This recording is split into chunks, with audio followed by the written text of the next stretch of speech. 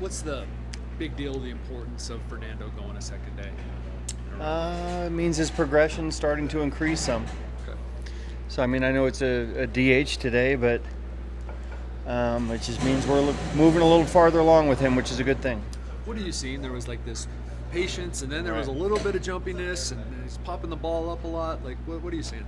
That's what happens. You know, you go in with a mindset you haven't played in quite some time, and I was really impressed by the fact that he was taking a lot of pitches, and when you don't see results, you get a little more aggressive. That's just natural. So he hasn't played in a while. He's going to hit.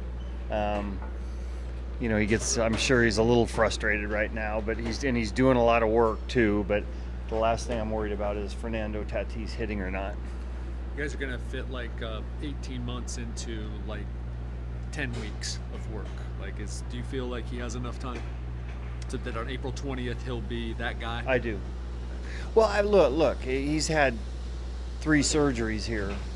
I mean, to say that he's right away when the season starts, he's going to be that 1100 OPS guy or whatever, I think that's probably expecting a little too much. But I'm going to temper that with the fact that he is one of a kind player. So I just wouldn't. I don't know how you could expect anybody being out as long as he has and having those type of surgeries to just hit the ground running like he's never, like he never stopped playing. Musgrove doing anything today, Bob? Yeah, he's got a shoe on now, so he's playing catch with a shoe. So that's big news around here. He's not pushing off that toe, though. He's still not pressure on that. I don't know why you would want to. I think it's just about keeping his arm going. Has anything changed for you there? You still thinking a couple starts that he would miss, or? You know what? Originally, I would have told you I thought it was going to be a month, and then, with where he is right now, it's still kind of all over. I don't want to get everybody too fired up about the fact that he may miss 1 start or 2 starts. I don't know, and until we get him on a mound, I think then we'll have a better idea.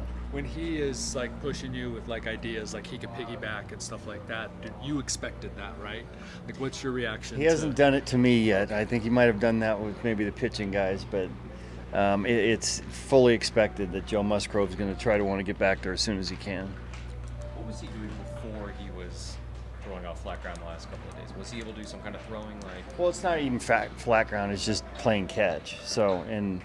But before, yeah, he was, in his boot, he was throwing the weighted balls up against the wall upwards of 100 times in a day. So he's trying to keep his arm in shape the best he can to once he hits the mound. He's farther along than you would expect, hopefully. What are you looking for out of Michael Wacha today? You just get him on a mound in a game and see him for the first time in a Padre uniform. So I think that part's exciting. I don't think we look too much for results out of him today. It's just kind of getting his progression started. 3 innings maybe, or 35 pitches? I think whatever. maybe 3. Yeah, somewhere in there. Hader right after? He's on there. He's probably not going to be the 9th. They got he and Suarez. Yeah, they'll probably be right after. Yep.